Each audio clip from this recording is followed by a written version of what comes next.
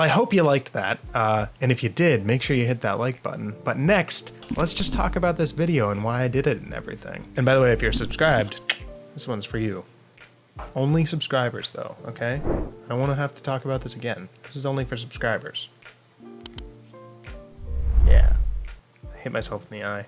What you just watched is kind of a spec sort of thing that I did just for the fun of it.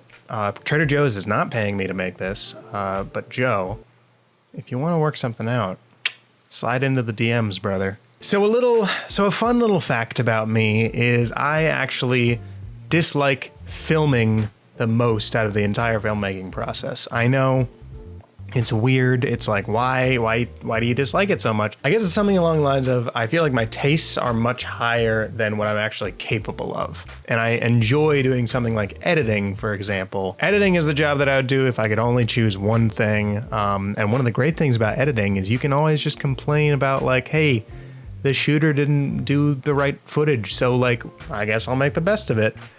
So if I have to actually shoot the footage too, then I'm going to be, you know, there's no one to blame but myself. But anyways, let's just kind of go through this video. This isn't like a super in-depth tutorial. I just kind of want to go through some of my thought process when I was making this video. So I think a huge thing that helped me in this video was I just kind of went for it. I didn't mull over a bunch of different ideas of like, oh, I should do this or I should do this. I just thought of something. I was like, this will look cool, because the whole purpose of this was just for me to get experience actually doing a video like this.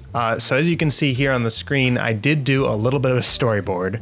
It's beautiful, it's gorgeous. But people, you don't need a whiteboard. You don't need to be super talented at drawing. I clearly am not. All you need is just a piece of paper all you need is dirt and a stick just so you can draw it out or something, I guess. And this was pretty helpful for me to kind of visualize what I wanted to get. And as you can kind of see here, it kind of turned out to be that, but I changed things around just a little bit. So as you can see, I use my little flat lay backdrop here, but honestly, you don't need something like this. You could use a wall or a bunch of pieces of paper or something like that.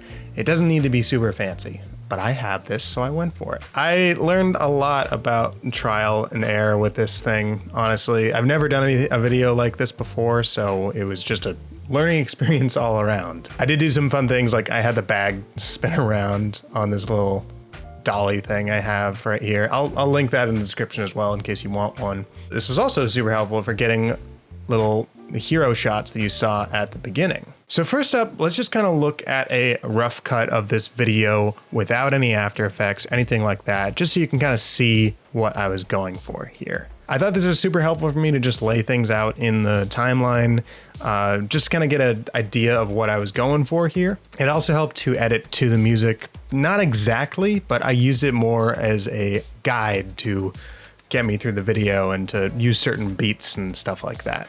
Next up, I want to skip over to After Effects because this is where I wanted to try some very specific things. One thing that I wanted to try specifically was using the wire removal effect. It seemed like a pretty easy thing to do, so I just went for it. As you can see in After Effects here, I used a drill and a long toothpick thing, kind of like a skewer for a kebab. And then I put that on the drill and I activated the drill and just spun it around. So for the shooting of this, I just used this drill a bunch of different times, the same chip. That's what you see. And of course, in the final result, it looks like a bunch of different chips flying all around. And the way that I achieved that is I didn't actually end up using the wire removal thing because I don't think I did it right. Instead, I just motion tracked a mask. I'll say right here, this is one of the difficult shots that I did. And fortunately, in the actual video, you can see that it doesn't show up for a bunch. And I think that actually ends up helping me out a little bit. The reason being is it's like, oh, you don't really have enough time to see what you're looking at. So it helps to like hide the fuck ups that I know about, but maybe you didn't notice. Like, for example, you can see the stick in here. There's certain areas where I covered that up with the clone stamp tool. You can see right here. I learned a lot about this, and I think I would try it a little bit differently next time, but I'm really glad that I did it because I think it ended up looking usable, but I definitely have improvements for the future. All right, let's look at this bowl here. The bowl I'm actually super proud of.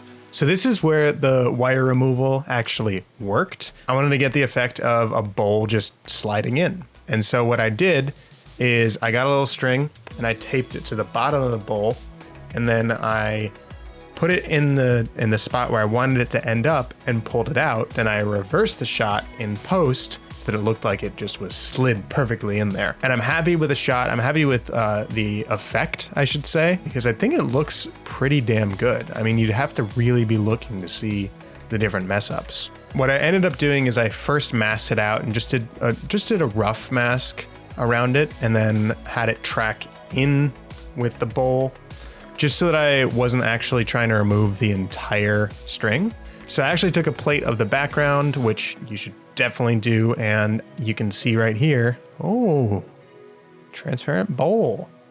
And what that did was it made it possible for me to mask out the string, and then use the wire removal to just get that last little bit. And the other thing I did is added a little bit of a blur because I could see that the string was still in the shot. With all this, I think I found that the secret is basically just to not hold on a shot for too long. CC's simple wire removal was pretty damn straightforward. I thought it was super helpful. And as you can see here, it's pretty seamless. I mean, if you're looking for it, you can see it, but at full frame, it looks pretty good. And then the last big After Effects effect was done at the end here, where I'm giving a bunch of different chips and then the steam goes out of my nose. I just ended up using stock footage of smoke that I got from Storyblocks. It was pretty helpful. There was like rising steam or something like that. There it is, you can see it right there. And then I just did a track on my nostrils, and I didn't have to adjust the tracker at all. I thought it was actually really seamless, and it did it great on the first try. And yeah, looks like this guy's got a one hot chip. And then the last little thing, I don't know if you noticed, I gradually saturated my face more and more as I was eating the chips because it was getting real spicy. And then the steam, then I put it back down to regular. Obviously I did a bunch of other effects as well, but that was mostly just with Storyblocks assets. There's this like fireball right here that helps hide that cut and makes it look, you know, a cool little reveal. And then I really like this fireball transition because it helps emphasize going into the bag and the spiciness. We're emphasizing spicy in this video. I hope you realize that. And then I've got my Mr. Horse transitions, super, super helpful. If I haven't said it already, I will put a link in the description down below for you to be able to check those out yourself. They got a Premiere and they got an After Effects plugin. Really helpful to do some of these filmmaker transitions. All I had to do was just drag the effect over right here, and that was it. This little clockwise thing, zoom out or zoom in, pans, they've got a bunch. It's great. This is another Storyblock element right here, these sparks. A lot of slow-mo in these shots. And a lot of speed ramping too. This was a huge experiment for me to do speed ramping. I thought I did an okay job. It's difficult for sure. And last, we have got the sound. So this song is from Soundstripe. I love Soundstripe, and I think I have an affiliate link you can use if you're interested in using it. I use their music for all of my videos, and I've found that they've got a good selection. So check it out if you'd like. But yeah, I found the song first before I started editing so that I could edit to those beats. And then I did a low pass filter when we go into the bag, and then it keyframes out right when we get back. One thing that I loved about this song was there were a bunch of different sounds that, like a little ramp up here. I mean, obviously it's emphasized by the low pass filter, but that was already in the song. And so it just felt natural. It felt like I was able to just use the song itself to help add to the video. So what if I told you that all of the sounds that I use in this video, I either made myself or were absolutely free? If you've ever used freesound.org, it's super, super helpful for you to find any sort of asset that you want to use in a YouTube video. All you have to do, you can find anything on there. You can even upload your own sounds for other people to use. If you want to use them in a YouTube video and you don't want to give anyone credit or worry about basically infringing on the copyright of them, do Creative Commons 0 over here on the side and licenses. And basically that's public domain. So you can use these sounds in your videos and they sound pretty good. So I used a combination of different fire effects. Like I think here is a like a campfire sort of thing. And there's a bunch of explosions that I used. The Mr. Horse presets that I told you about before actually come with sound effects, so those were pretty helpful. I didn't actually have to sync that up at all. It just came pre-synced. I used some like kind of atmospheric like things that I found on Freesound. This is a reverse explosion. Thought that was cool. And then last, I used sound effects that I recorded myself. All the crunch effects are actually straight from the camera, no fancy microphone or anything, but it ended up sounding pretty good. So I just stuck with it. And then I recorded a bunch of sound effects. I should get that little thing. I did a bunch of different things. Like I recorded the chips on my little Zoom recorder, dropping into the bowl. And I used this little stick to add some more effects in there. I don't know if you could hear that, but that was fun. You're so funny, Ben. You're so quirky. I think the number one takeaway that I learned from this shoot specifically is how important lighting can be, and then all the settings on the camera being the same. You can tell in a lot of my slow-mo shots that the shutter speed was synced up with the frequency of the light. I'm not explaining this well, but you know what I mean. There's like it looks like the lights are flickering. I tried toying it around with a little bit, and I know that basically you want to be on a shutter speed that isn't the same as the frequency of the light. I tried it out and I was still kind of struggling. So that's just something that I'm gonna have to continue to work on until it just kind of clicks. But also let me know in the comments below if you got any tips for me there. Storyboarding, I feel like I could have worked on the script a little bit more. I just basically drew the thing that I showed you before and just kind of went with this rather than write something out and plan it a little bit more. And part of that was by design. I didn't want to hold myself back creatively by worrying about getting things specific and the right way or whatever, but I feel like I could have scripted and storyboarded a little more.